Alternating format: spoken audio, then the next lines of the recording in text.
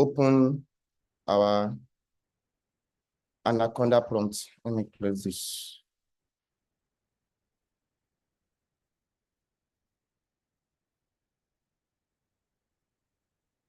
So it's just the same process, right? Where for Windows users, you can just search for Anaconda. Here is mine. Then proceed to launch the Python.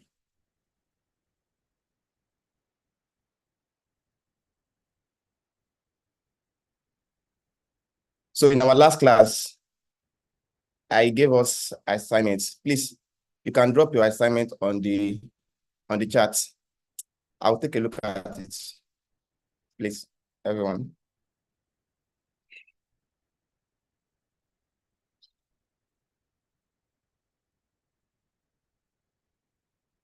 Python.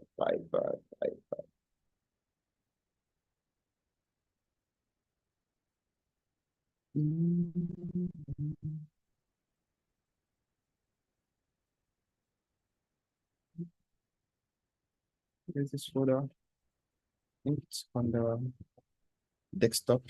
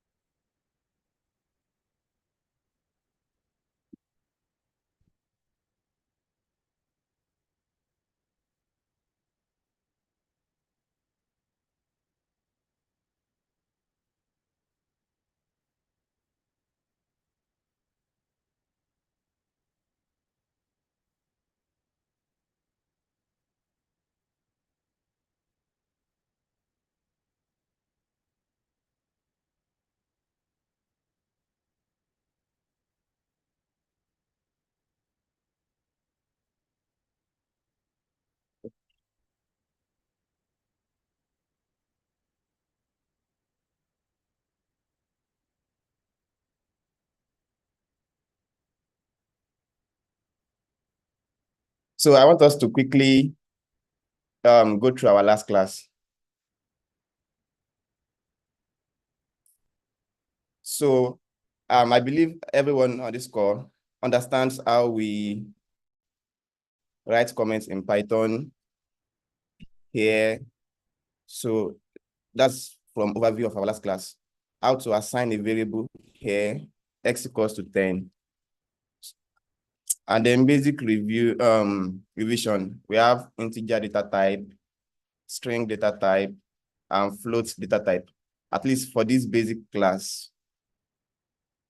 So here we are defining integer data type. And here we talked about how we can also define float data type, which are similar to integer bits, just that they have a decimal point. Also, we talked about some basic arithmetic operations in Python, where we can easily perform addition, subtraction, multiplication, and division, as the case may be. Also, we discussed about how to define string variables,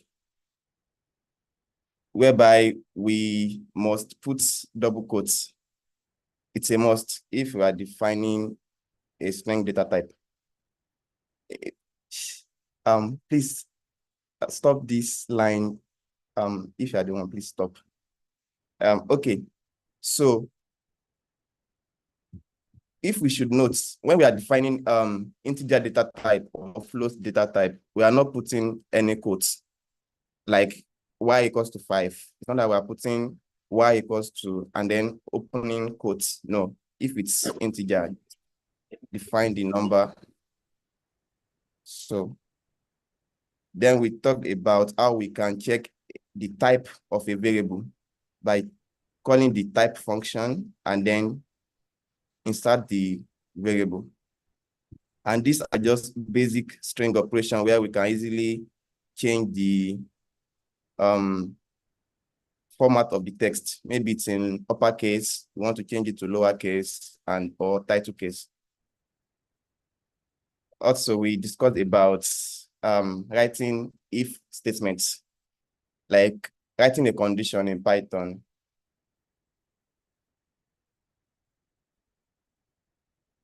Then we discussed about operators, where we have equals to. Part of the assignment is that we should read about other operators less than, greater than, equals to. So they are just basically the way we have it in our normal mathematics. All right. They're not equals to. These are some of the operators. So the assignment is create two variables, K and V, assign values to your choice of K, write an if statement to check if K is greater than 10. So if K is greater than 10, add K plus V, subtract if K is less than or equals to 10. All right. So let's start with today's class as soon as possible. Yes, you are welcome to today's class. So for today's class, we are getting into more interesting parts of Python, right? So, but our knowledge from previous class will help us to quickly understand the concept here. So for today's class, I think we've done this revision of our previous class. Thank God. The next is to do more examples on writing if statements. Then we should look into list data type in Python. List data type is very, very important. Like you can't do without it if you are to be writing Python frequently. So we'll talk about it today. Then for loop in Python. Then today we should be able to write basic Python function. It will just be like very simple. Also, we'll write a code to take users' inputs. In our last class, right, what we are doing is that we are hard coding the variables by saying y equals to 10, x equals to 5. Today, we'll look into how to take users' inputs, whereby we give the user the option to supply the value for us. Also, we'll look into step-by-step approach to solving problem. So basically, when we have a problem, the reason why we are writing Python is to use it to solve problem. It's not for decoration, just to solve problem. So today we'll discuss about how to approach problems and then think of how we can apply our knowledge to maybe solve the problem. All right.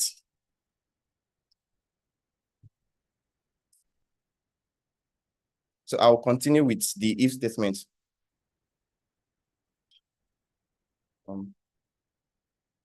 So let me check. Sorry, I have my hand raised quickly. Sorry.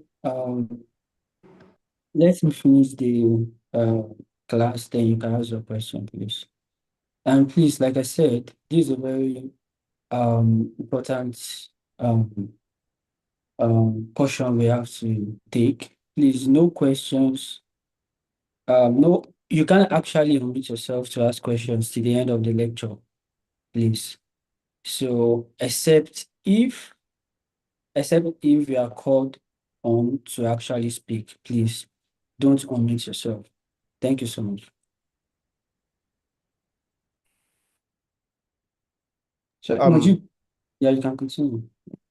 If you have any concern, you can easily drop it on the chat. Maybe while we go on there, maybe after this session, we can go through all the messages. So we want to try as much as possible to cover a lot today. We are kind of behind. Though we are really trying, but we need to cover some topics today. So in our assignments, I think our assignment is like this: define two functions k and v. Let's say my k is 12, k is equals to 12, v is equals to let me just pick any random number. Then after writing anything like this in the Python notebook, we can run the cell. So the assignment is that we should write if condition. If, okay, let me check again. So I've made the instruction easy to follow. So check if k is greater than 10. So that's what we are going to do now. We are going to write this as it is here. So if k, this is greater than sign, the same way we have it in mathematics functions. So if k is greater than 10, then don't forget to put colon. Then immediately after writing the if, the colon, just a single enter so that the control flow will work fine. If else, you start the code from this same line with this if statement right here where my cursor is. You'll probably be getting indentation error. Please, you need to follow the system. Just after this column, immediately, just enter. You don't need to do anything special again. Enter. All right. So let's check. So it says if k is greater than 10, add k and v together. As simple as that. So let's come here and say the condition is if k is greater than 10, we should add, so print, let's say answer, okay? Answer equals to k plus v. Print. No, let's print the print answer. Let's see. Let me put a comment here. Check if k is greater than b. So that's the condition. Add k. So let's see. So the value for k is 12, v is 25. So is 12 greater than 10? No. Oh, 12 is greater than 10, yes. So we should have k plus v. So let's see. Yes, the condition is satisfied. I think we've gotten the first step, which is this. So the next step is to check if k is less than or equals to 10. And I think that's all, okay. So now we are performing a subtraction operation, basically minus. All right. So whenever you are done with a condition inside if statement, now we are done here. We don't need anything with this k greater than 10 again. We just need to go back to the start indent here and then type the second statement that elif is used to, maybe we have more than one condition. We can use elif to bring in the second condition. So our second condition now is that if from the assignments, it's not that I'm writing this off edge. I'm following the instruction. If k is less than or equals to 10, I can even just copy this. Is it possible to copy? Let me just type it there. If k is less than or equals 10. So same condition, the same way we have it for if, then elif is indicating the second condition.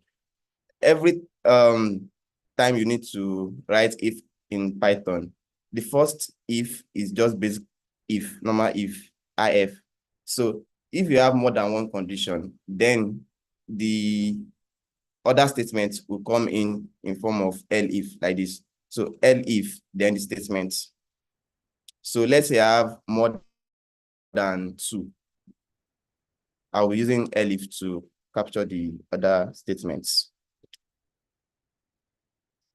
So the instructions say that I should perform subtraction operation here. So then I will just do answer is equals to k minus v. Is that correct? Let me check. Subtract v from k. All right.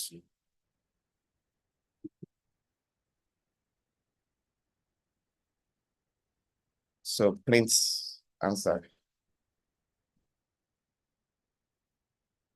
Let me add comments about this.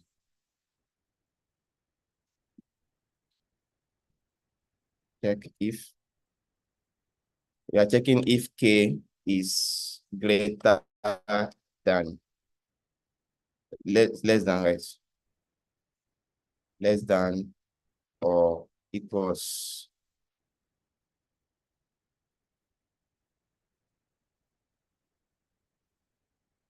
So if you've checked our study notebook, we already explained all the operators we have. So this greater than is one operator, less than or equals to is another operator. So we have a couple of them. So if you want to read about them, you can just ask for the link for the class notes. So then we are done. To check this, if k is less than, so let's say k is 9. So now we're expecting a subtraction operation because this is 9 and 9 is less than or equals 10. All right. So the answer is minus 16.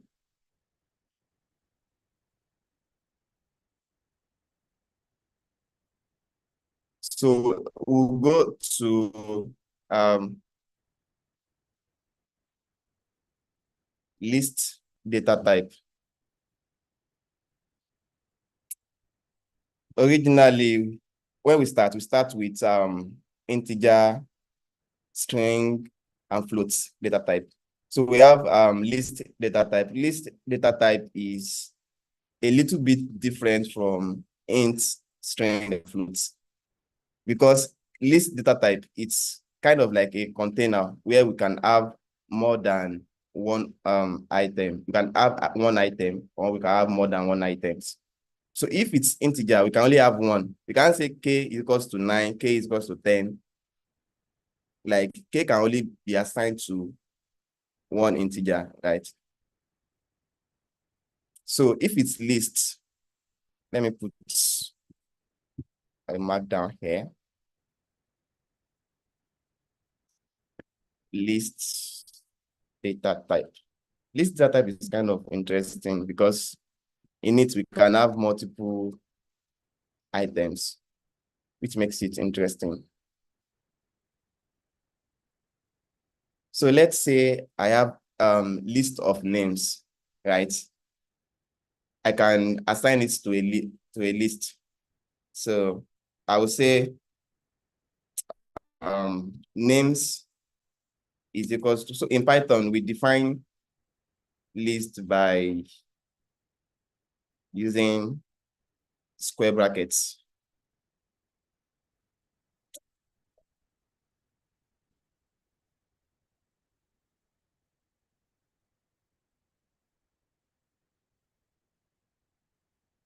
Sorry, Mujib, can you hear me? Yes, Odon, I can hear you. So can you just explain more about the else statement? There have been questions on that, a lot on that. You can just go back and explain the else statement. So do you All get, right. do you get, yeah, thank you. Thank you.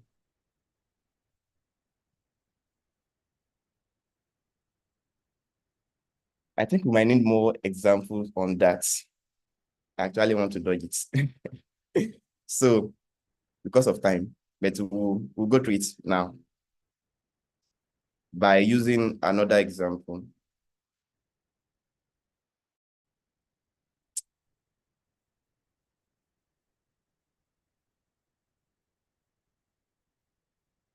It's very good that the participant asked. We need to understand it, right? So normally, I think we've understood writing if statements. Then the statements, if k is greater than 10, then print. Let me just insert this, k is greater than 10. So in a condition that you have only one statement to implement, by just writing if, then you are done. You can run this, it's fine, and move on. So, but what about in cases whereby we want to check if k is greater than 10? We also want to check if k is maybe less than another value. In that case, we need to introduce another condition. So to have, if it's one condition, we start with if. So whenever we need more conditions in our statement, so we can just type elif. So elif gives us the opportunity to check for other conditions. The process is right. We start with if. So let's say, like, it's based on condition. We have more statements to check. Then that's when we introduce elif. So if we should use elif, when we are done, the last statement can then comes like else. So to practicalize this, let's quickly create a grading system. I think that this example will make it more clear, but let's try and be attentive, please.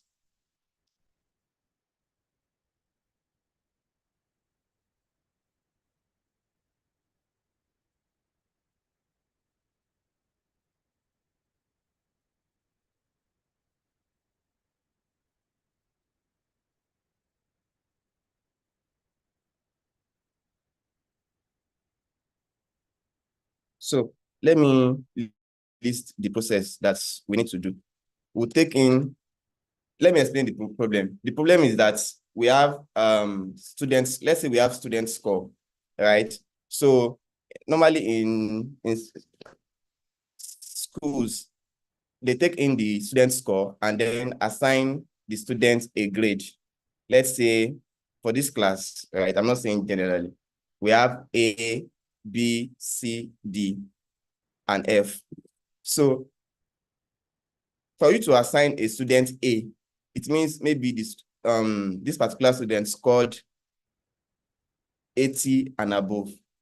This example, 80 and above. So to check this is a condition, right? Check if the student score 80 or above. So like the statement will now come in form of if score is greater or equals to 80. If score is greater or equals to 80. So let's start from there. Take student score.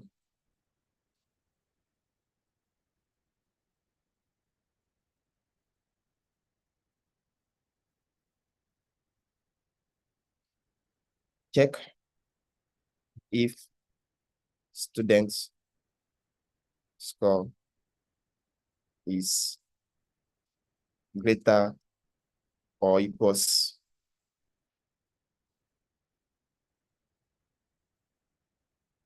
so let's implement this now.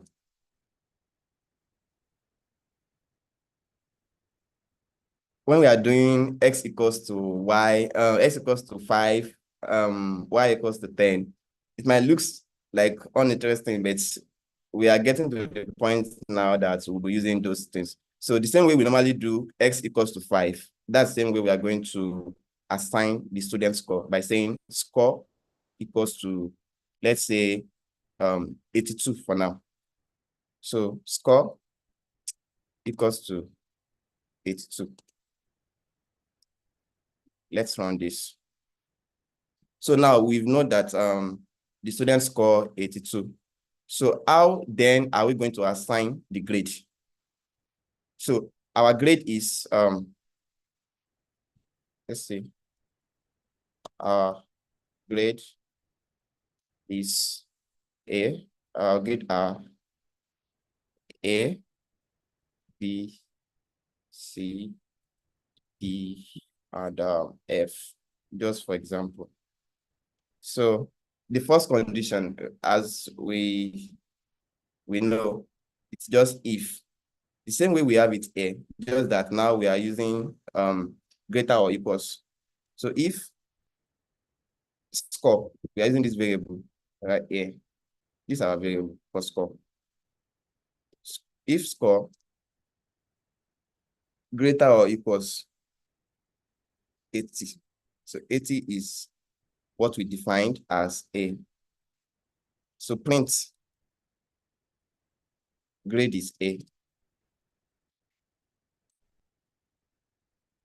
So let's run this and see. This is just this format for starting if condition. Yeah, the system prints that the student's grade is A. So what if student score is now, let's say 78? Let's see how our system works now. No response. Yeah. The thing is that we need to introduce more condition that will now give room for us to assign another grade, which is B. So that's where elif comes in. Because we need to introduce another check that says if score is then, let's say if it's greater or equals to 70. No, let me be lenient, 60. So let's say if score is less than or equals to 70, then we'll give the students grade B. So now we need to introduce another condition. So it will just be, now it won't be if again. No, it's elif. Then the condition score. So our new condition here is that we want to check if the score is less than greater than or equals 70. Then press enter. So make sure if you are writing if condition, that condition should match this indent. It's very important. Though the system will point it out that you are having indentation error, which you can then correct. So I'll just copy what I have here and just change this to B. So the system will check if the score is greater or equals to 80, then the student's grade is A. If it's not in this condition, then it will go into this condition and check is the score greater or equals to 70. So let's check 78 now. Said grade is B. So let's confirm if what we have before is still fine. Like let's say 90. So we should be expecting A. Yes. This is just the basic syntax for writing if. So let's say we need another condition to account for C. To make life easy, right? We can just copy what we have here. Because if we should need more condition, you can just use elif since they are in the same control system. No, I'll just copy everything here. So then for C, let's say if you should score 50. If your score is 50 and above, C. But the control flow is that the score will first check if it's in this category, it will assign A. If it's not inside this category, then it will check if it's in this category, then it will assign B.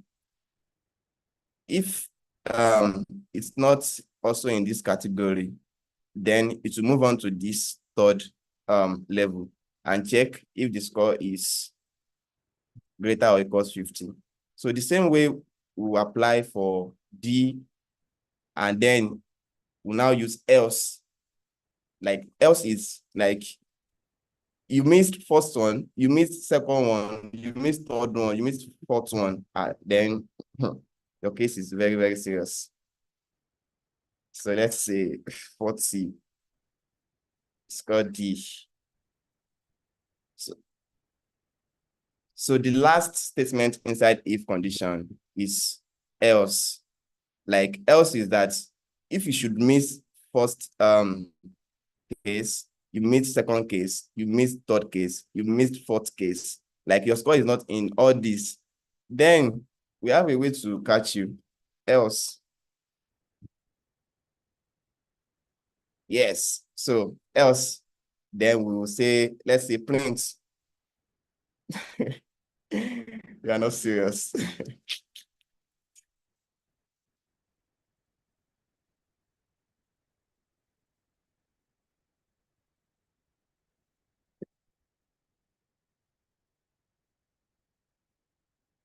So let me say, my score is 30. Not serious. Yes, did it. So a recap, right? We have if condition, the first statement. So if this is based on condition, if there's no need for us to add more statement like this, we don't really need to be putting elif, just single if can work, but it depends on what we are trying to do. So, but this is the idea, right? And I think it's clear now. If there's any question, we'll go back later. So back to list.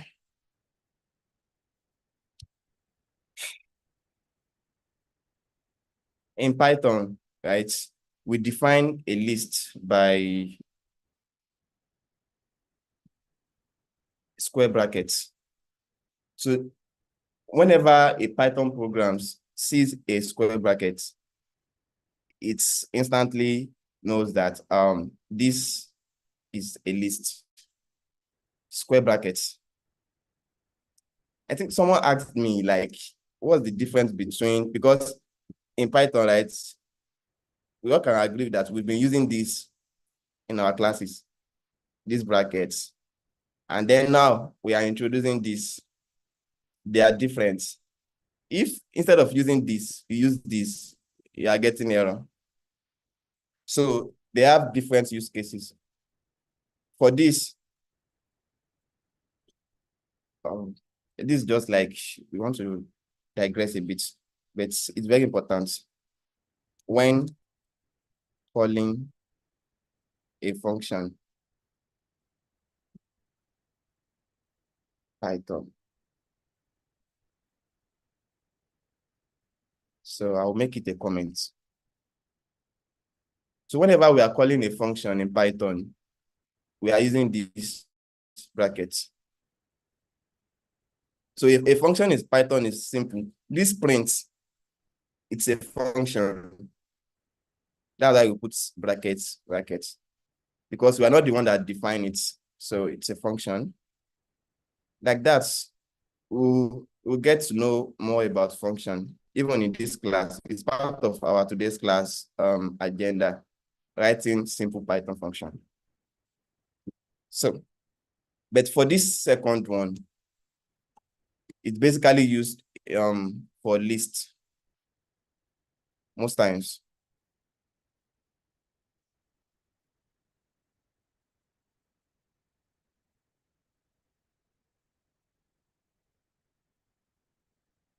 Let me make it a comment.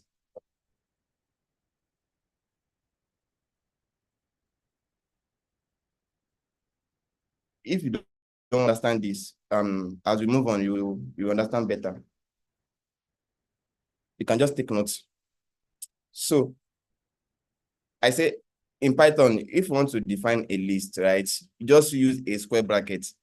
Like, it's very simple. Just insert that square bracket. The way I have it here, then we have a list. But right now, it's empty. This is just a way for us to define a list.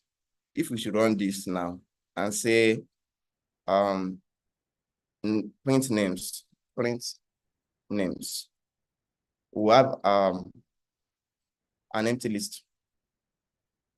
So what we should then do is that we should now add items to the list. So items in a list, let me also put this as a comment. It's very important.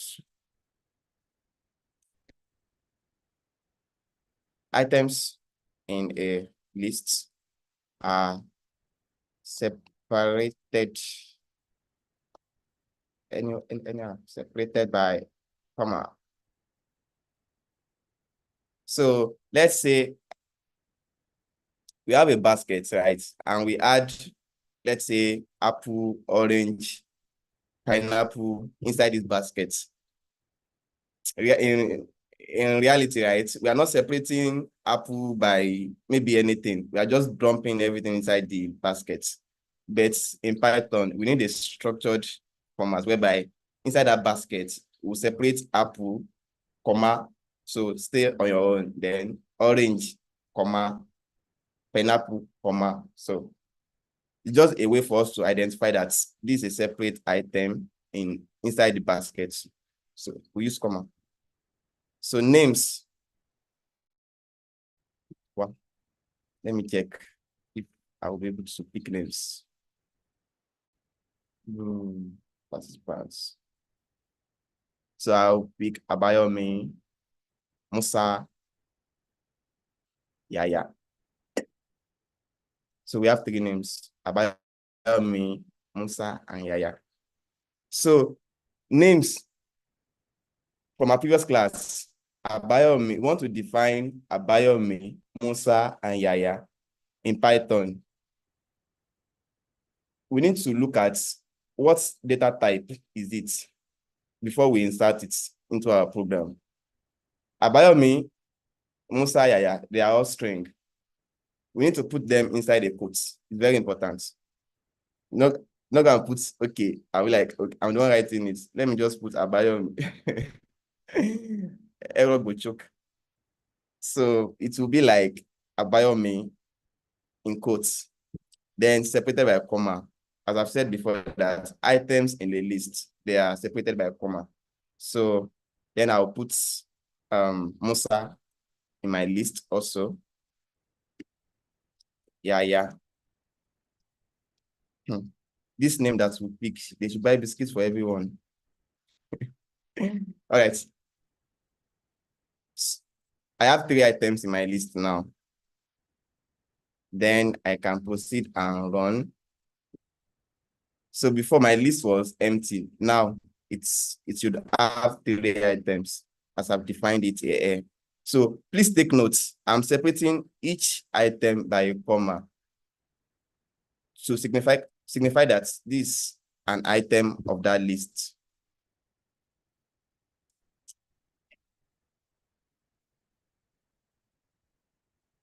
Today's class is very important that I need to find a way to zoom my Chrome a bit for everyone to be able to see very well. Yeah, so I have a list now. the name of my list is names. So whenever I want to reference this list, I'll be calling these names. So there are basic operations we can do on our list. We can check that, okay, how many items do we have in this list? Let me put that. How many items do we have in this list? Right now, it's very easy for us to say that, oh, we only have 3 items. But what if we have like thousands of items in our list? Should we now be counting 1, 2, 3, 4? Wow. The Lord is our strength.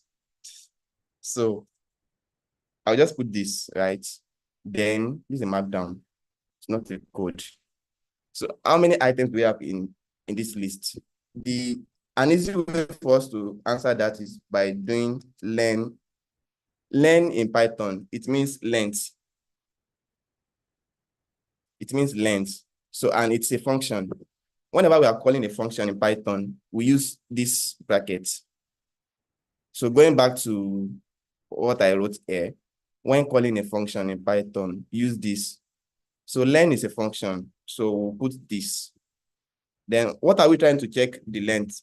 We are trying to check the length of our list, which is names.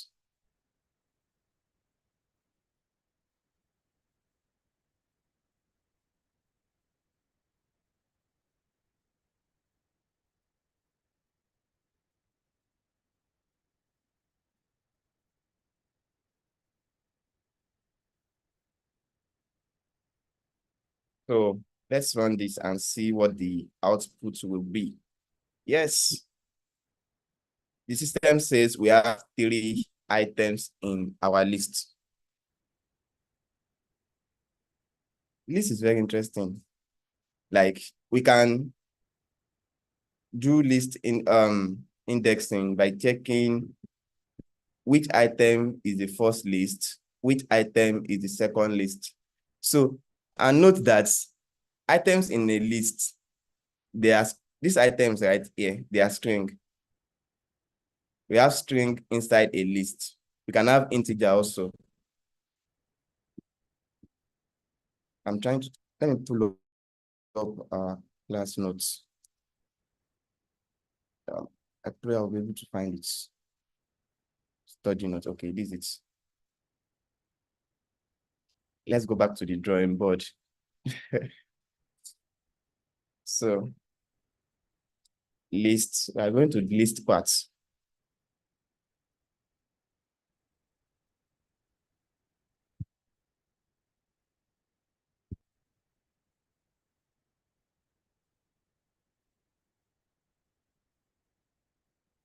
All the time. 4:45.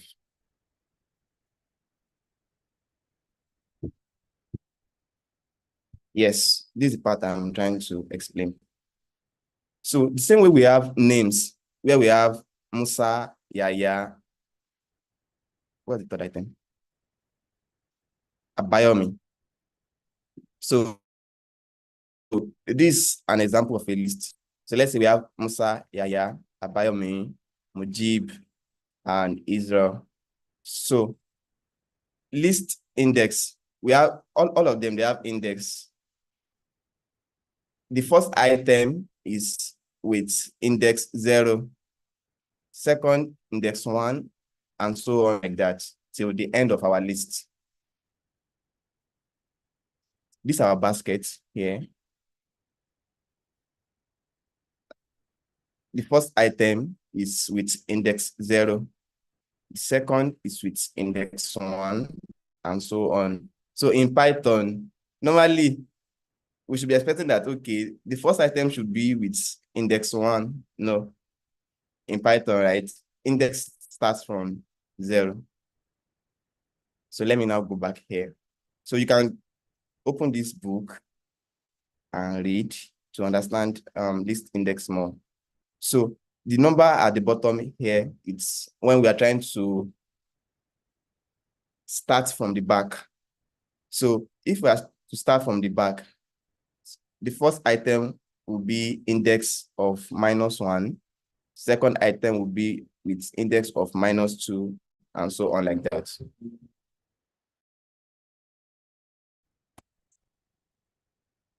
Right. Okay. Yes, that's you can read more on this to understand the part we are trying to go into now. So names, right? Names, I said the first item is with index of 0. So if we should say, okay, I did something now. Let me explain. After calling names, I put these brackets, square brackets. I want to access the index. So this is when you are going to use this, mostly used for list, these square brackets. So the index I'm trying to access now is index 0. What should be at index 0 from this list? That should be a biome, because it's the first item, going by the illustration we have here.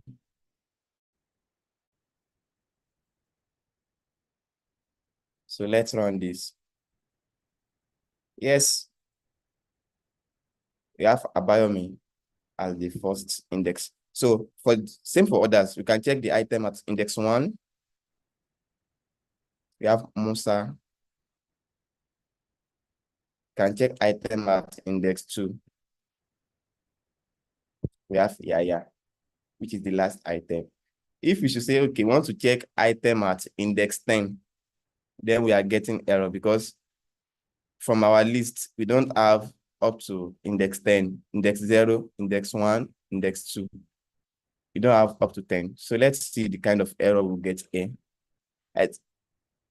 We should be getting familiar to Python errors also. It's nothing bad. Whenever we see an error, it's in English, we can read it and then check what might be wrong.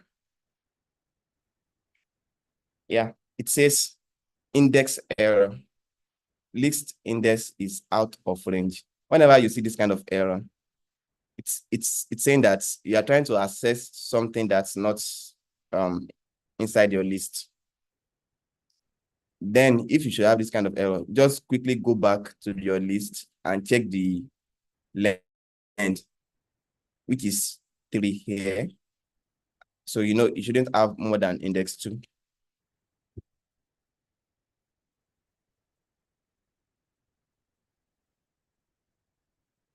So now the item here is now a string. We can say in our last let me pull up this.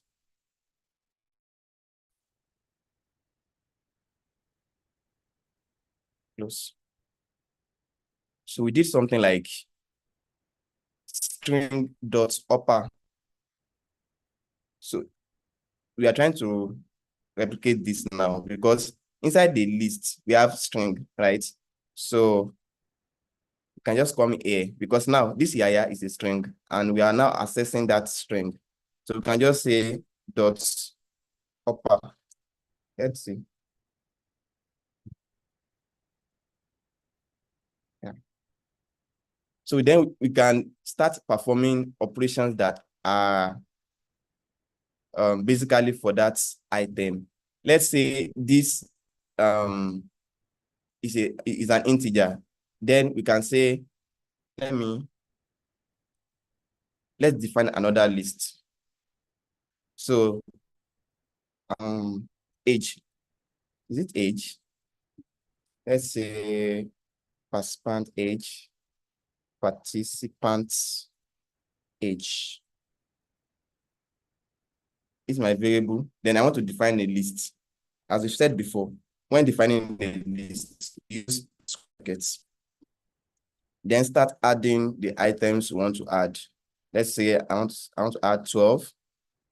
Compulsorily, we must separate them by comma 15,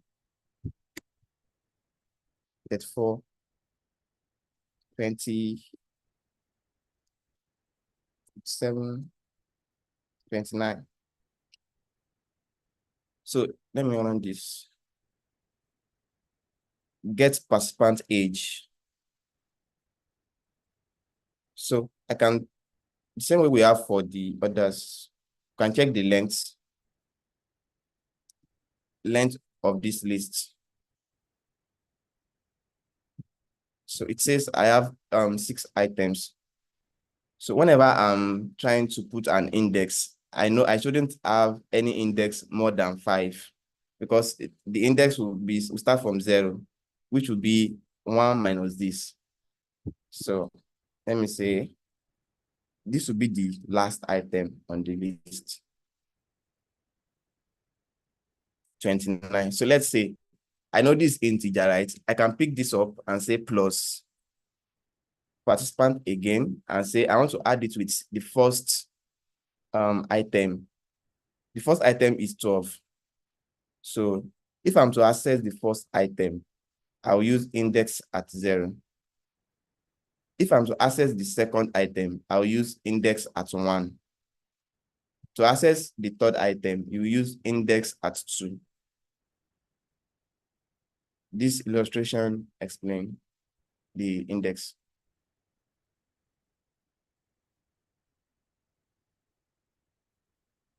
So I want to add 20. This is basically doing operation of 29 plus 12. Let's first try it here and compare it with the results we'll be getting.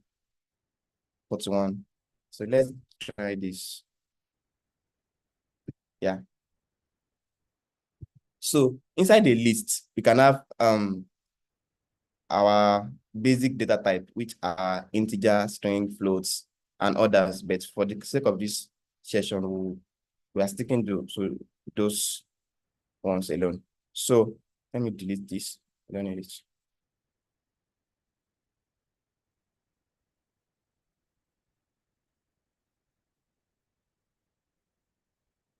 Whenever we access items inside the list, then we can do some operations depending on the data type of that item. So we can say, let me try something.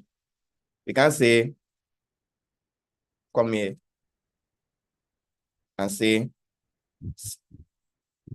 here we did item at 2. Okay, let me also use item at 2. Here we did item at 2. Then we add dot upper. So let me also copy the same.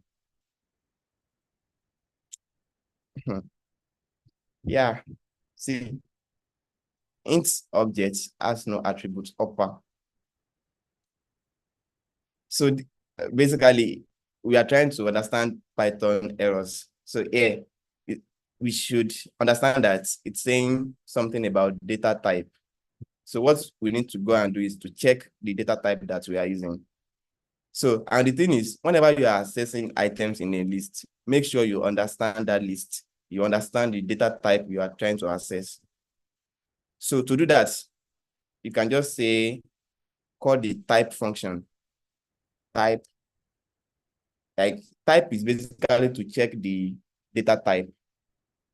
It's very important to understand the data type of what you are working with, because that will guide you on which function or which operations you can perform on this item.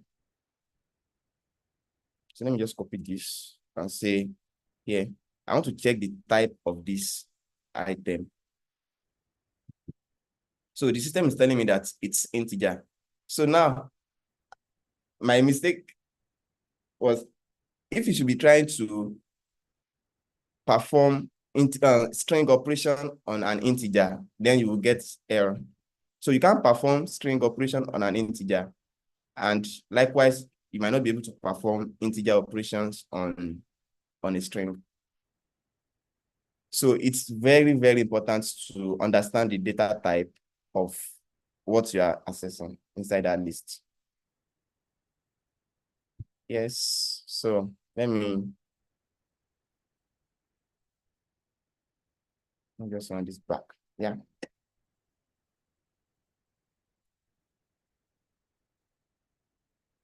So going to our next item for today's class is loop.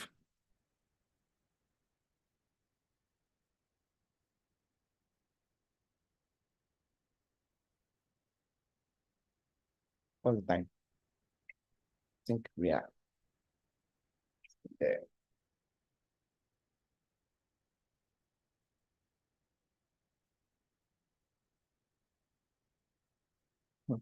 I'm seeing 70 messages.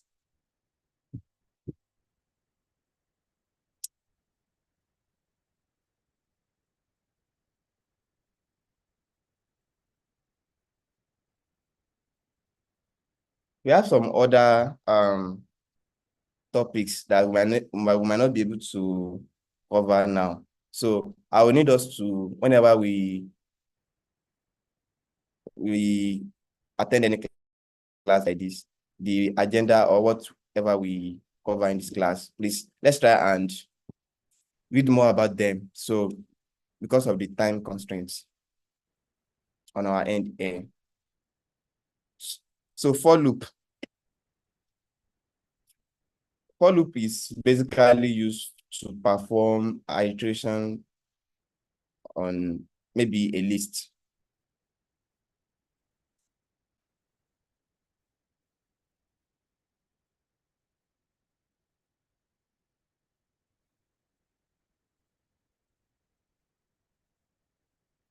Let's see. It can also be used for other things. So, but we'll be explaining it for list now. So when I'm trying to explain list, I said, let's say we have a basket.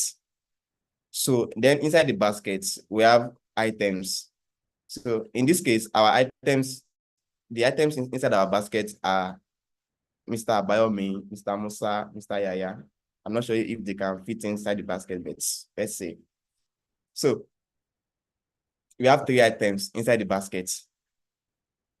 To access these items all together, let's say we want to perform operation of, we want to pick Mr. Abayomi out. After that, we want to pick Mr. Musa. After that, we want to pick Mr. Yaya. Like it's in a particular order, right?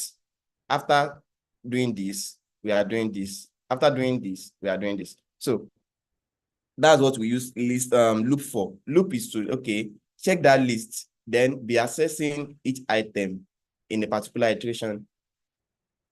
So let me do that now. Yeah, it's also very simple.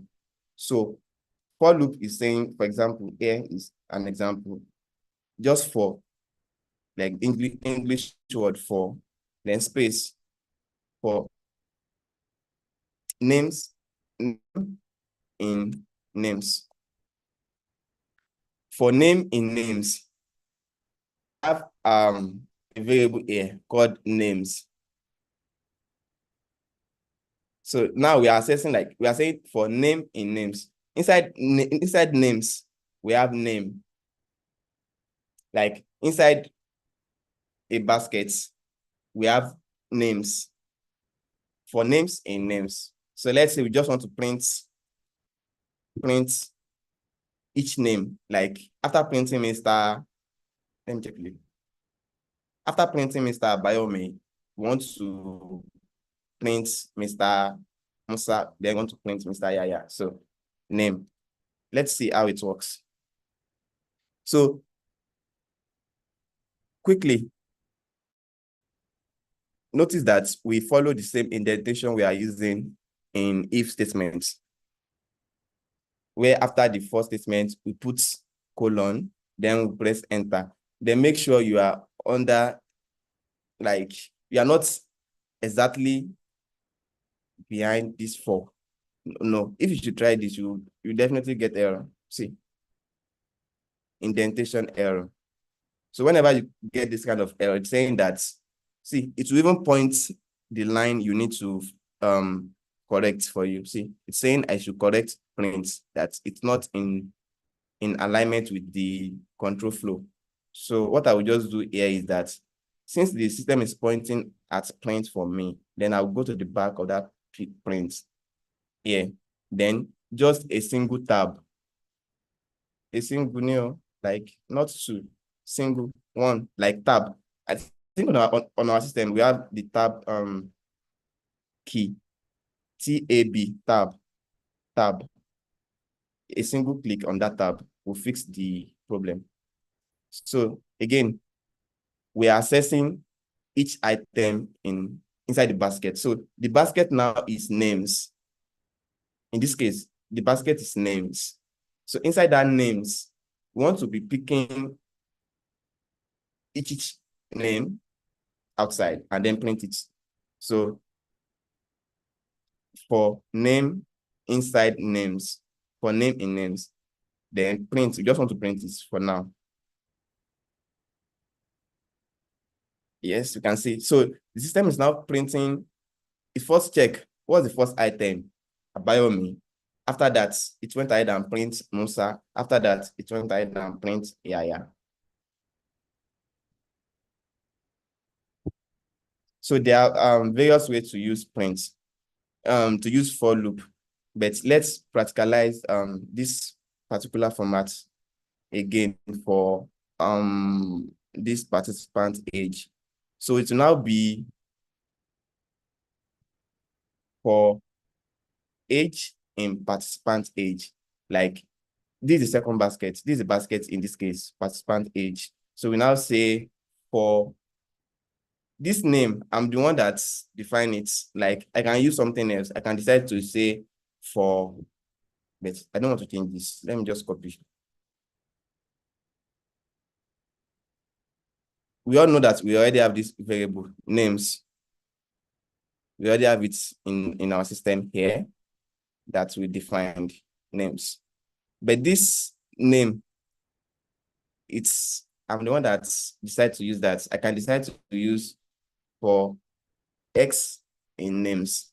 So then what I'll now be printing will now be this X, print X. Since X is representing like individual items inside the basket. So let's see. It works the same way. I'm just trying to tell us that this name here, I'm the one that decided to use that. This variable names is what we define above here. Then we write our for statements. After the for, we put colon. And that's just the syntax. I believe it's pretty straightforward. But it might not be as easy as that for now. But as we practice more and more on it, I believe we'll get more comfortable using it. So for our second basket, our virtual baskets. So I'll just say for now, what I'm doing is relating to age. For age then the variable I'm trying to access now is participant age. If I should say I should be typing participants, I might probably missed some spellings here, which might lead to error. What I will just do is that go up here where I define the variable, then just copy.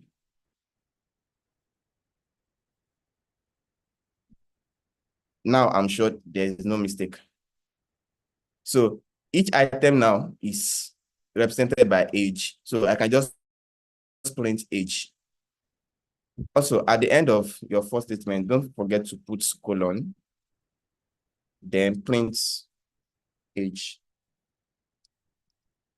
So because age is now representing each item. And what we want to do is that we want to be assessing each item by, okay, print the first item. After that, print the second item, third item, fourth item in that iteration. So that's one of the use cases for loop. It has so many use cases, so many. But if you should understand this basic, then as you move forward, you understand more on it. There is this function in Python where we can define range. Let me try it. Let's see how it works. So range is kind of assessing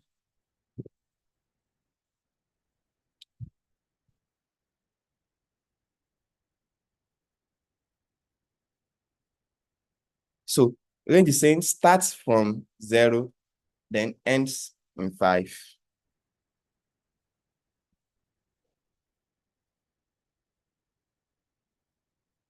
So if you should put range 10, so we are telling the system that we are trying to create items from 0 to 10. So that's our range. Like, it shouldn't exceed that boundaries. Like, just basically trying to set boundaries for the system.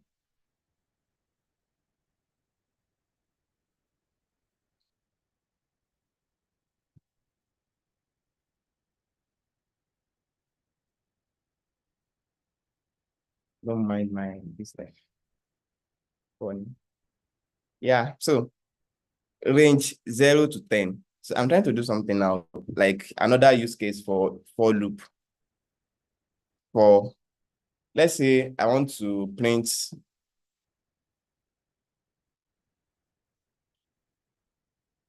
something like this.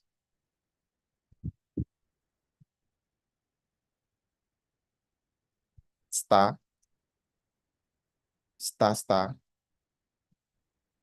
star, star, stars.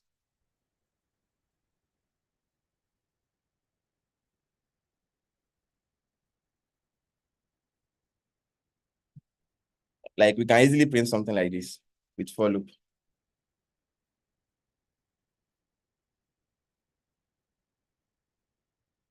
Let me move it up and make it a markdown to avoid errors.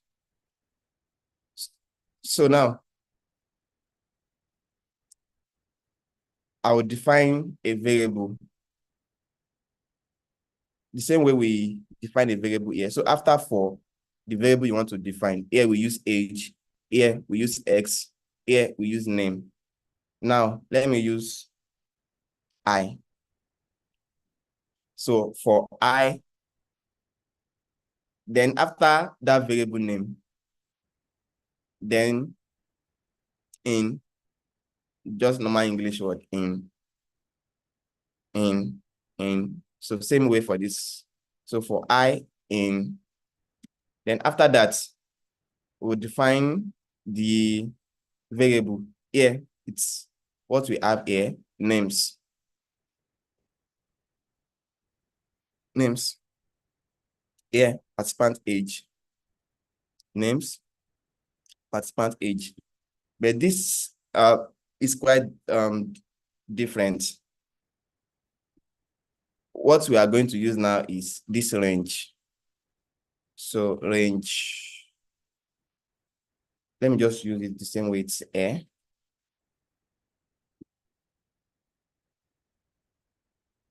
So I'm saying for I in range 10. Range 10 is saying here 0 to 10. So let's print I.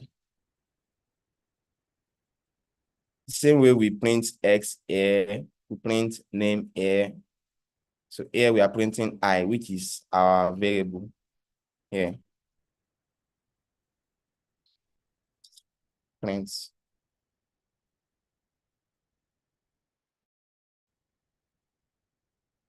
Yes, 10 is the boundary. So when it's printing, it's not reaching 10, like it stops at 9.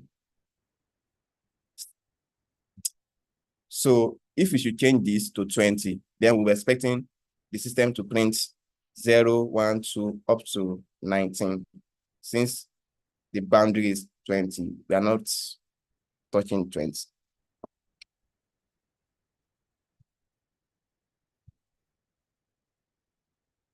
So here,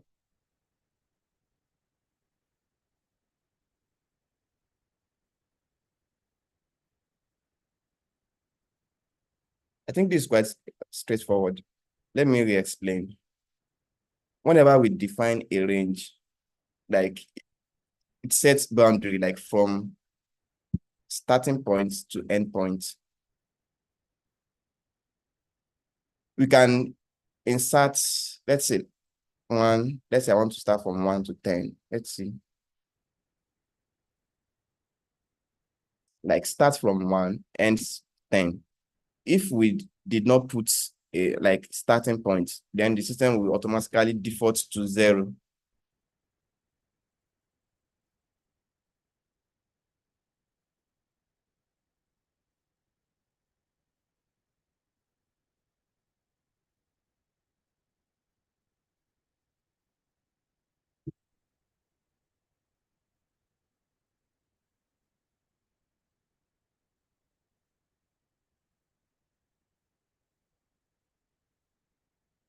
So now I'm printing I. So the first item in the range will be 0, 1, 2, 3, like that. Then we can start performing different operations. Let's say I want to be adding 2 to each item. So the first item is 0. So I want to print, what I'm saying here is that I want to print 0 plus 2. 0 plus 2 will give us 2 as the first item. The second item is 1. 1 plus 2 will give us 3. So we are expecting, is it correct? Yes. 2, 3, and like that. By adding 2 to this iteration. So let's see. Yes. Instead of just printing I, we can start performing operations on it, like increment the number by 2. Let me remove it. And then add it here.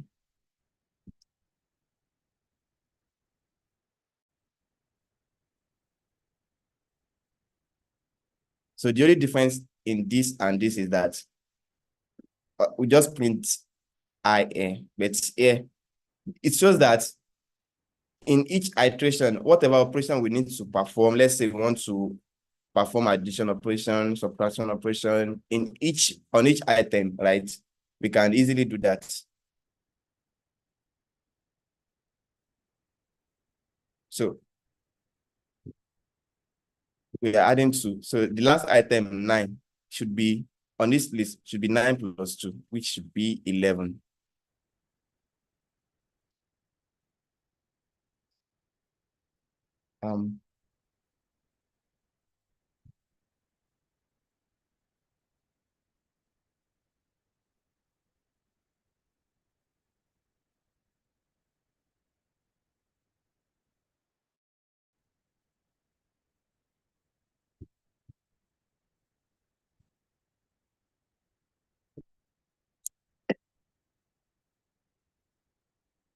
So we want to print something like this. So we can see it starts from 1, it prints 2, 3, 4, 5, 6.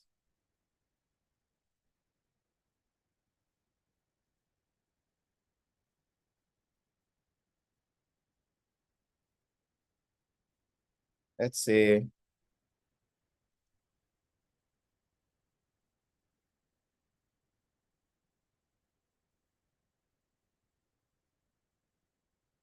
trying to say something. So trying to do multiplication operation.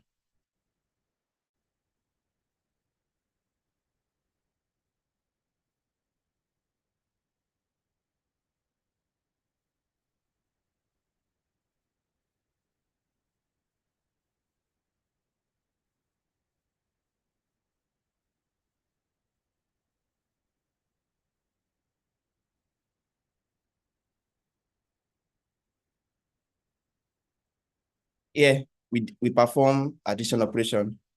So it's very similar. Here we are performing multiplication operation by saying, the first item here will be 1, right? So we want to print this star. Then we are multiplying it by 1. The iteration will now go to 2. Take 2, multiply it by this star. So now then we're having star in 2 places. The idea here is that 2, let me try example here. Multiplication, the same way we have addition plus, the same way we have subtraction minus, we have multiplication. which is this sign. Then what do we want to multiply? I want to multiply asterisk. So in 3 places. So I have something like this, asterisk in 3 places. If I should do by 5, I should be expecting it in 5 places.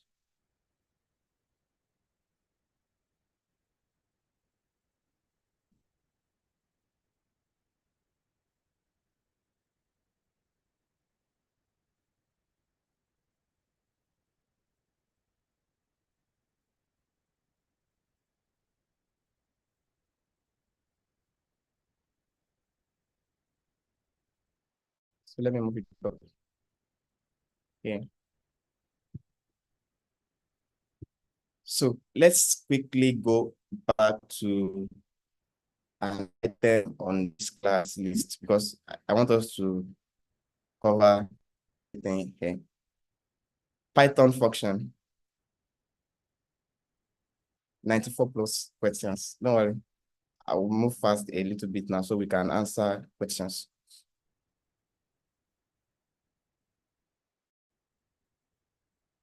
Oh, let me just.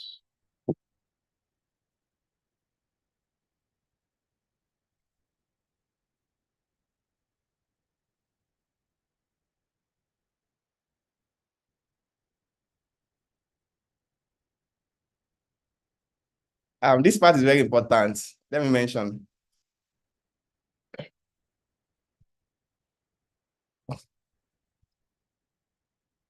It's very important. So why do we need a function? Why do we need to write a function? So basically, we've been using, let me go back. We've been using prints every time, prints, and learn. Like, these are functions. Like, it makes it easy for you to perform some operations after defining what the operation will be doing, like what are the steps to carry. So in Python, right, let's say we want to create a system. To make it simple, we want to create a system that takes in 2 numbers and then add the 2 numbers. Before, we've always been doing x equals to y, x equals to 5, y equals to maybe 10, then x plus y. So that system will not be efficient to use anytime because we've already hard-coded the value by saying x equals to 5. What if I now want my x to be 15 and you've already hard-coded it in the program that x equals to 5? And now I want to use x equals to 15. Then I will now need to go to the variable and say, okay, I will now change it. No, if you should write it as a function that takes in these parameters, which is x and y, then whenever someone comes and say, okay, I want my x to be 15, they can just pass it to our function. Okay, we want to add 15 and 10. If someone else should also come and say, okay, I want my x to be 20 and my y to be maybe 100, you can just pass it to our function, which we perform the operation. So some basic concept of, I think it's A. It's very important to check.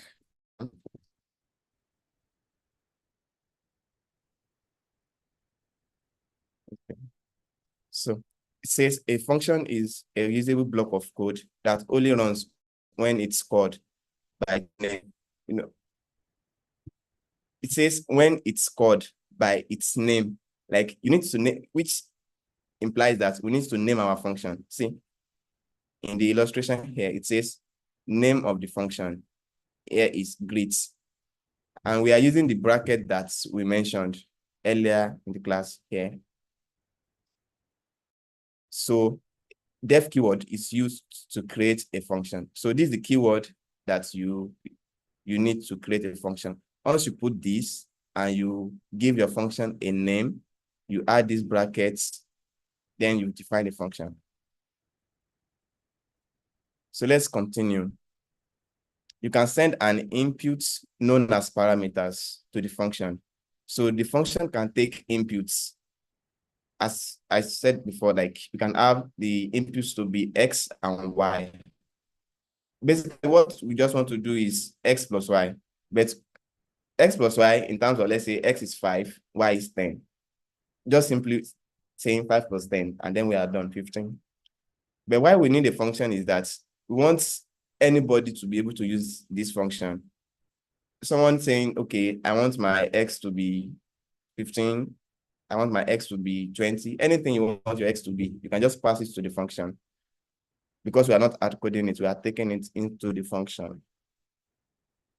So let's continue.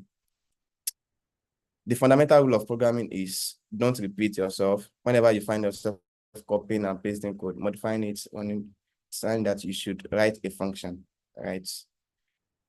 Just basic. So here is an example of what I explained, that we want to add numbers. So we can define a function using this keyword def. This is just the function name. The function name can be anything. I can decide to give my own function name as Mujib. I can decide to say, okay, my function name is Yaya, or my function name is anything you decide. It's basically you deciding. Then the parameters, you need to also understand, whenever you want to create a function, you need to understand that what's the parameter that this function will need. Here, the user understands that he wants to add numbers, 2 numbers. Then the parameters is taken in is num1 and num2. So you can read more on this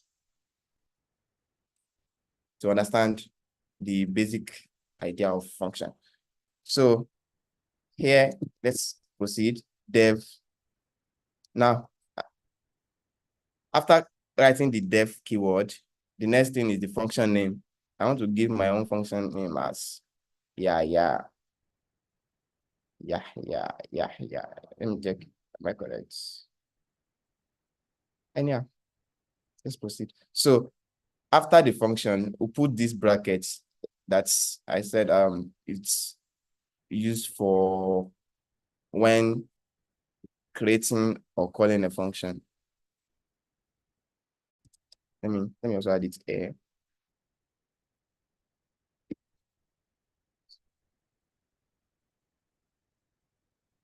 So after this, you need to put colon.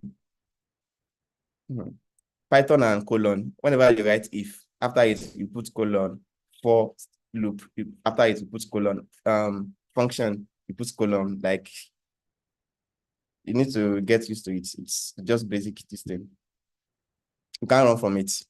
So then after defining the function, the same way we always do for if statement or for loop, just type enter immediately. Don't go and start typing immediately after this dev. It will give an error. So let's say I want my function to just print good evening, Mr. Yaya.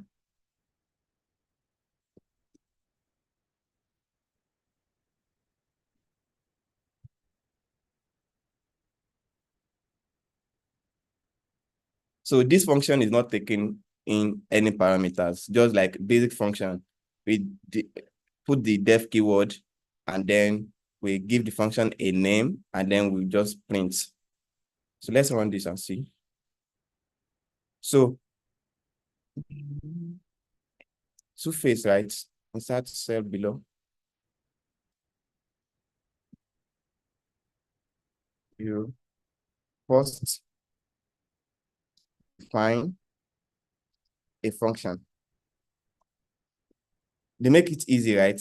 Def. We know that we are trying to define a function, def, then the function name. You can decide to give it any name of your choice. You can say def Mujib, def add num, def multiply num, def names, anything.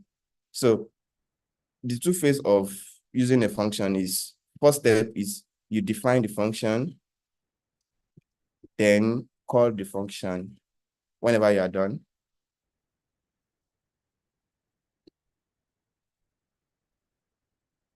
write the function logic. So write the function logic is anything you want your function to do, you write it inside that function. Then you go ahead and call the function. So here, the question will now be, how will I call this function? It's pretty straightforward. Just copy what you have here and just paste it here. So run this, run this.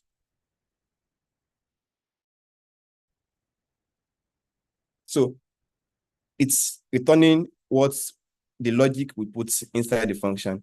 If the logic we put inside the function is to add or anything, that's what this calling of this function will now do.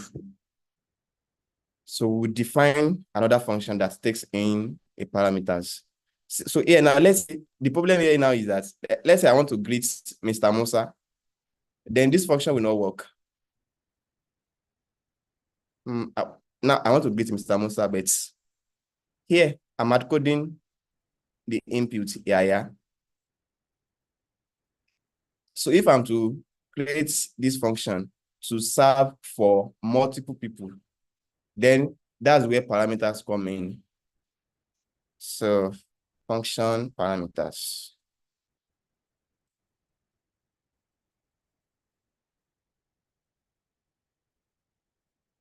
So I want this function to be able to greet anybody that's trying to use the function. So I will now change this a bit by saying def yaya. So let me explain the process a bit. I want the function to greet anybody that calls the function. So the few changes now is that this name, Mr. Yaya, it will now be input. It will not be hard-coded again. So the input for this function will be, okay, give us your name, then we'll greet you. So put colon. So print, right? So now there's this format of printing. Let me quickly explain it. Insert cell above. So you can have, let's say,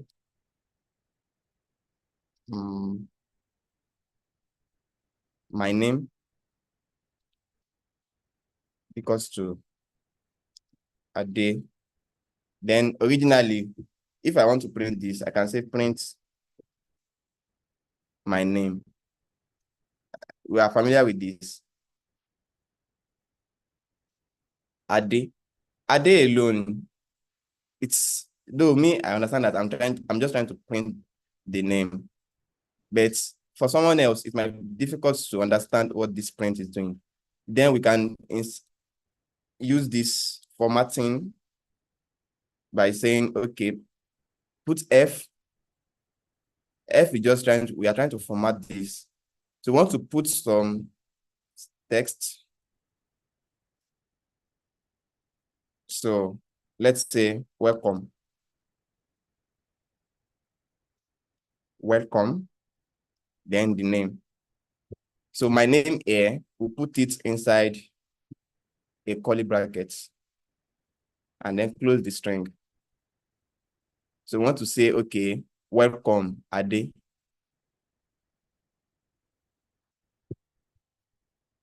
So this is the format we are going to use. So we'll put F.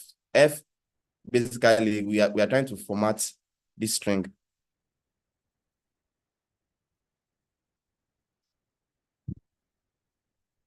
Let me put it above here as a markdown.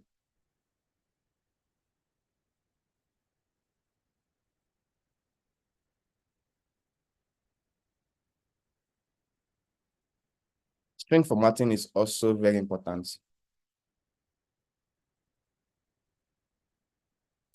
So now, the same way we say, wait, where's my function? Okay, this is my function. Good evening, Mr. Yaya. So I'll now use the format for this print by saying F, which should be outside here, F. Let me copy this. But I'll not copy the name because I want the name to be dynamic now. So then I'll pass this parameter inside this. I'll open curly brackets and say name. Now, the only thing left for us to do is just to call this function. Let me copy.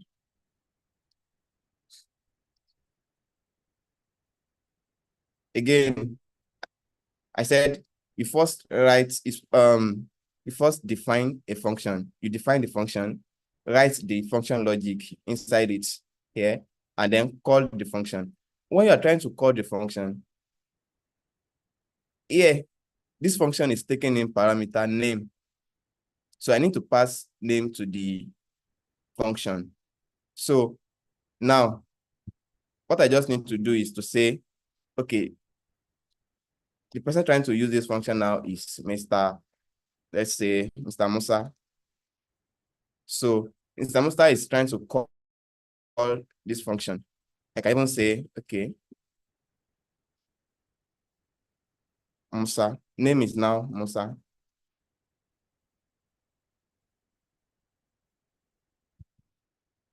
So let me run this. We are yet to run the function. So good evening, Mr. Musa.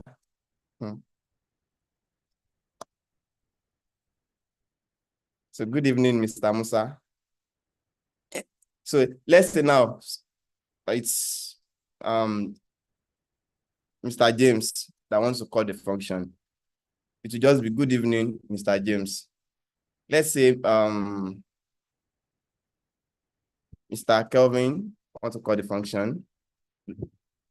Good evening, Mr. Kelvin. So the system will be dynamic by able to like serve multiple purposes instead of just hard coding it. So you see, the problem we have here is that we want to greet someone else, but because the function is not taking in parameters, it's difficult to do that. That's why we can then introduce parameters so to make our function dynamic. Yes, so let me quickly explain this. We are rounding up now. Step-by-step approach to solving a problem. First, you need to understand the problem. Like, what am I trying to do, right? Once you understand what you're trying to do, it will help you to be able to come up with a solution. So then the next is to break it down, like divide the problem into smaller steps. It's the same for Python, right? Whenever, let's say you want to add number, create a, like you can write a note by saying, okay, create a function that takes in 2 numbers. And then after taking in the function, check if the inputs are numeric. Let's say they are integer. If they are not, then you can convert, you can typecast them to integer. Then the next point is write code for each step. The step that you wrote down, then write the code to perform that steps. Maybe after checking if y is greater than something, like just write the code that does that exact same thing. Test and debug, like check your codes, how it works. In our next classes, we'll talk more on it. So this is supposed to be an example, but it will now be assignments. So write a program that asks for 2 numbers, outputs their sum. Like write it will be a function.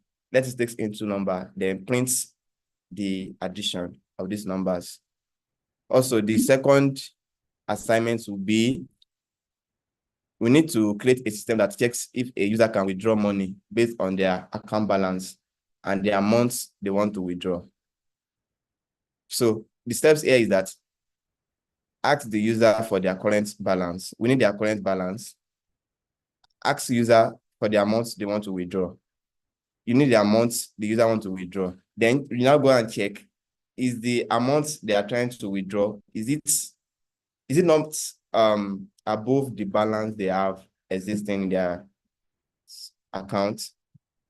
If so, allow them to withdraw. Else, print a message that you have insufficient balance. And this brings us to the end of today's class. We missed these parts, but maybe in our next class, we'll talk more on it. Please remind me, taking user inputs. And you can even read on it. So, we have,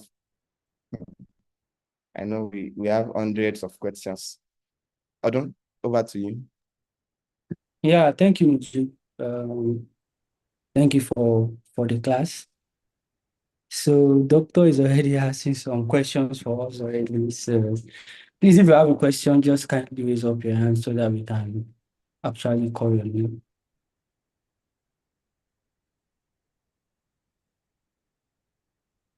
Okay, so we have Shu.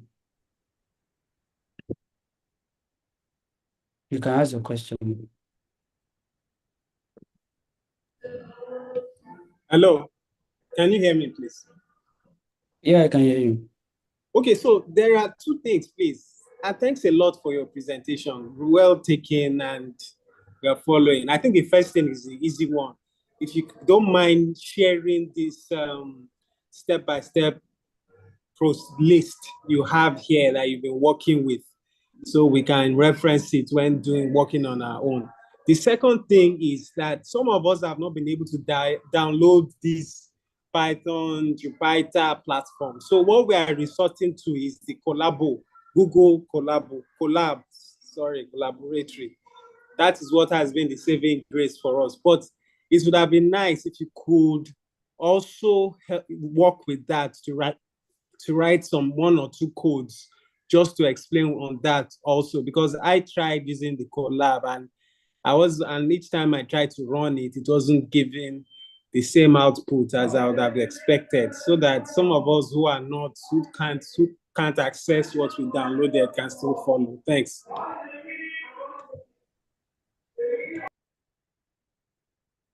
So I think this is a feedback for next class. You can also try and remind us to use like Google Colab. All right, thank you. Well noted. Yeah. So the other person is also, I will share these notes the same way we did last week. I will share this week's notebook for us.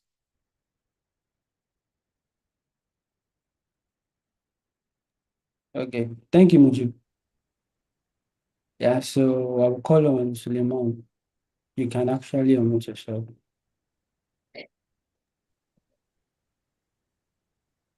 Good evening. Can you hear me? Yeah, can you be more audible, please? Okay, good evening. Thanks for the class. So my question is around the loop area. Sorry, I can't hear you clearly. Okay. Can you speak louder? Yeah.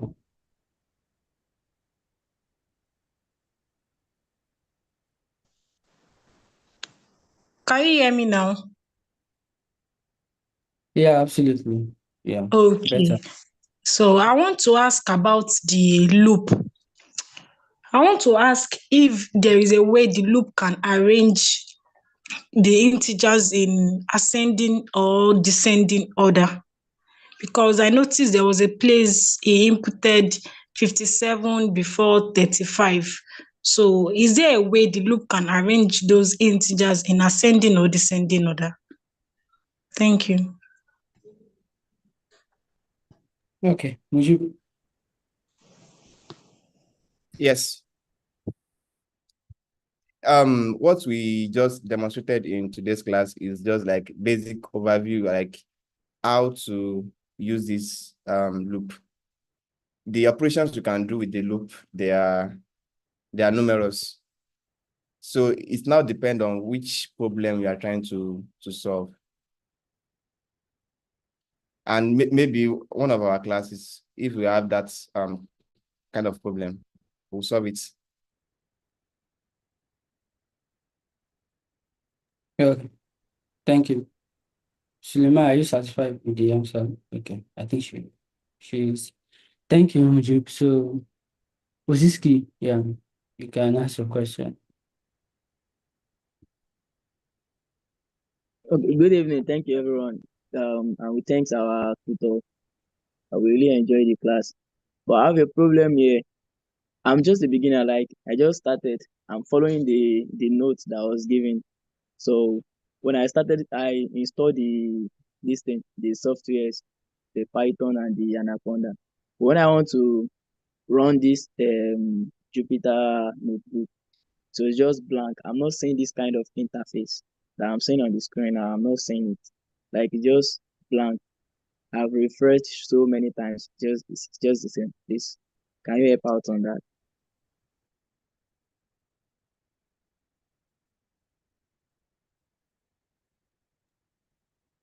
So, yeah, we can help out, but I think we can just do that later, maybe after the class, so that we can actually answer those questions related to today's lecture. Oziski, yeah, thank you. So, Francis, yeah, you can go on to ask the question, please.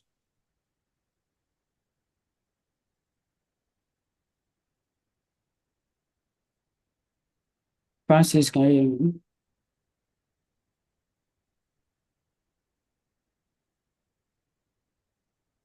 Okay, Francis. Hello, good evening, You, good afternoon, and good morning, depending on wherever you are. I want to thank Mr. Mujib for the insightful lecture. But I ever came across another type of loop called while loop. So I want to find out whether Mr. Mujib probably the next lecture may have some time to throw some light on the while loop. Thank you. do you get the question? Yes, all right, sir. Well noted. Okay. Our next class, we might be going to another part, which is basically dealing with tabulated data. So all these basics that we've been doing is just trying to prepare us for being able to work with a tabulated data. So while loop is also important, but as you've said, you've picked it up and you've read about it. If there is need for us to use it in class, I will explain it and we'll use it. Okay. Okay. Thank you for that, Mujib. So the other person here is Ifoma. Can you ask a question?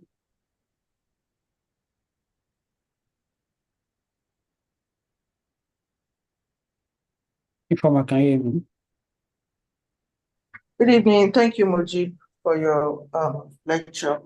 Please, can you show us how to be saving our notebooks while working, please? How can we save the work we have been doing since day one? Thank you. So let's just go over it again. If you should open a new notebook, it will be unnamed, right? So you give it a name by just clicking on this. By default, it will be untitled, I think. So you can give it your desired name. And after giving it a name, you need to make sure of your working folder. in our first class or second class, we discussed about how to create a folder. So it's just pretty straightforward. If you should open Jupyter Notebook, it should start from somewhere around here. Then we talked about, let me close this, how you can create new, if you want to create a new notebook, but I advise us to have a working folder by just first creating a folder and giving the folder a name. So whenever you are now working, you need to access your notebook. Open this. Mine, I know it's on desktop. I know my folder name is Python webinar. Then I know I have this Python file, basic Python file dots. Then I can just click on it and it will open. So again, you asked about how can you save this file? Can you see this here? I'm not sure if you can see my screen. It's on autosave. And if you are not sure if your notebook is on autosave or not, you can just come here whenever you are done, save and checkpoints. Then you can close. Whenever you are ready, you can pull it up again. Thanks. So can you use a new document just for better illustration? Just a new, maybe a new file. Yeah, thanks. So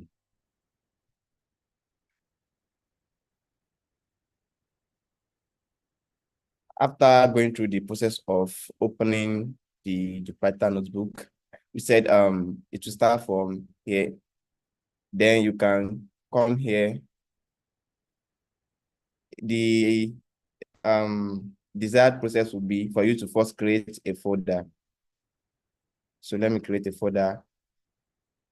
So Jupyter is kind of somehow. I will now need to go and be looking for untitled folder. So this is the folder I just created.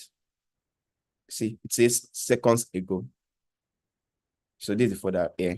It's unnamed. So you name it, check this box, and then go back up and say, you see a rename button and move button. Anyhow, so I want to rename mine to example folder. So whenever I need to access my work, I will know that I need to go inside this folder, example folder. So here, you double click on it, and then inside this folder, example folder, make sure you are inside that particular folder of your choice. Then create new file, which is Python 3 kind of. So then you have your new notebook. You can give it a name. My example. I don't really like putting space between name. Let me say it like this, my example. So I can come here and save and checkpoint. It's now on autosave. So whatever work I have on this file will be saved. Then I can just close. And anytime I'm ready to continue working, I'll open it up again. Thanks. Okay, thank you. So I'll move to Benya. Can you hear me?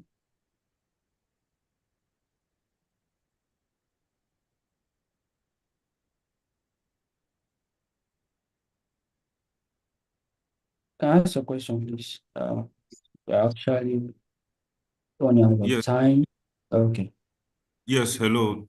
Thank you very much, Majib, for taking us through, and I really appreciate you. I think from my side, to be honest, I'm a little bit slow to really understand the Python the training. and I've been taking it slow by slow pace. I think I will appreciate you more maybe when you have a data that you'll be doing some analysis, looking at the practical standpoint. So I think that's just the point I wanted to share with you, that I appreciate you so well. Keep it up. Thank you very much. Okay. Thank you. Francis.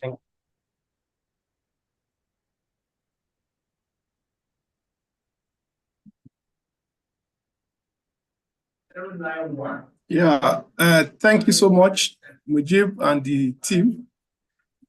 I've been making progress in trying to replicate what you have been doing.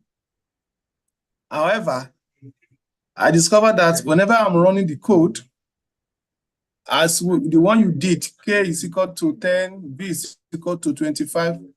After running it, it doesn't give me output answer. I don't know why. I don't know whether I can quickly share my screen for you to see it. I will run, it will not run. Can I quickly share? Please, just for 2 minutes. Our facilitator can decide. Yeah, we are just looking at the time. But if you can drop a screenshot on the chat, we can follow from there. No, if I don't run it, you will not see, you will not really appreciate what I'm saying. You will see the function run, just to run once, and that's all. So you'll be able to appreciate it. Okay, do you take us up to you? Do you use print to print out the yes, I use run. I use print. Okay. So let's just allow him to share his screen so that we can just help him out as soon as possible. Can you see it? Have you seen it? Yes. Can you copy everything and delete? Can you copy everything on the second cell? No, go to the second cell. 7. So the second cell? Yes. And now run. Copy everything. Can you see? It doesn't give me. Delete. I should copy everything and delete. Yes, on the second cell. Okay. I should copy everything. The first three to second cell. Second cell. Just highlight everything on this second cell. Highlight this one? Yes. Yeah. Backspace. Backspace. Okay. Copy. Then just backspace. Yes. Yeah. Okay. All right. Print K. Let's see. On that second cell. Yeah. Print K.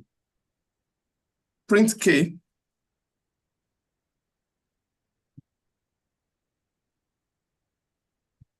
Run. Yeah, it's running. Okay. Now. Oh, yeah.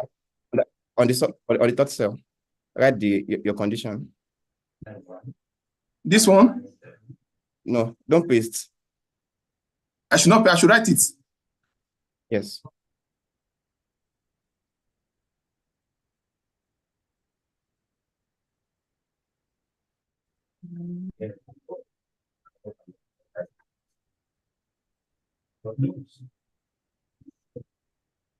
Okay, is greater than 10. You're not putting colon at the back of that 10. Yeah, I've done that. Oh, yeah. Okay, print. Okay. No, it should be print K. First, yeah. Run again. Okay, change K to 12 at the top. K equals to 10. I invite you to come back. Run it. Yeah, K is not better than 10. It should be, you can use, Is it okay? Yes, around the first cell.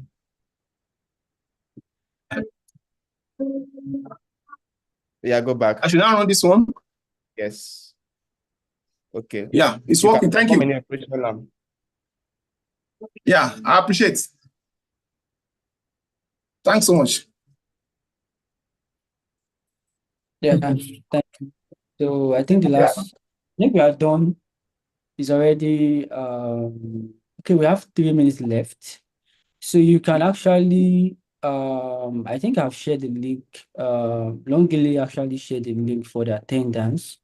I'm going to share now so that we can all Please, Odun, please, I will appreciate if you can convert the what module did to PDF so that we can walk through again. okay, the Word document to PDF. Word document, yes, as it was done last week, let it be in PDF so that we can also take it through. So we work along with the PDF and also the video, the YouTube is available, but we need the what he did in PDF as it was done for you. I will send into the group. Okay, today. thanks so much. Yeah, bless. Yeah, thanks. So you can just take the attendance now, and let me share the link to the WhatsApp group in case. I know you're just No, Odun, please don't share it to the WhatsApp group. We want those who are attending to complete it. Thanks. Okay. Thank you. So, okay, we have one more person here. So, Sule, if you can ask your question before we call it a day.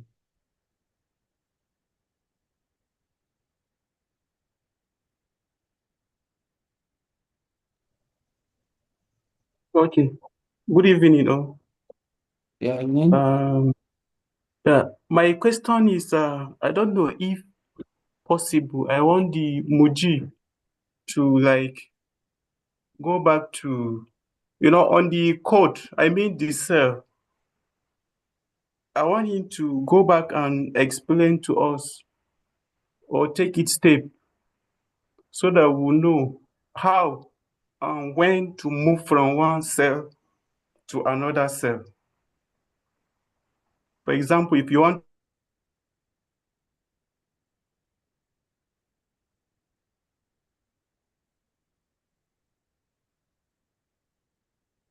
I think we lost him. So, well, I think we just shared the link to the recording. So that you can just follow through and get the answers to his questions. So I think that was all. So yeah. For his question, right? Once we share the PDF, yeah. and the video. Go through the thank you. So yeah, thanks everyone for today. Would you really appreciate your time and the lecture also. So yeah, we are done for today. So see you again same time next week Tuesday. Thanks. All right, thank you everyone. Bye.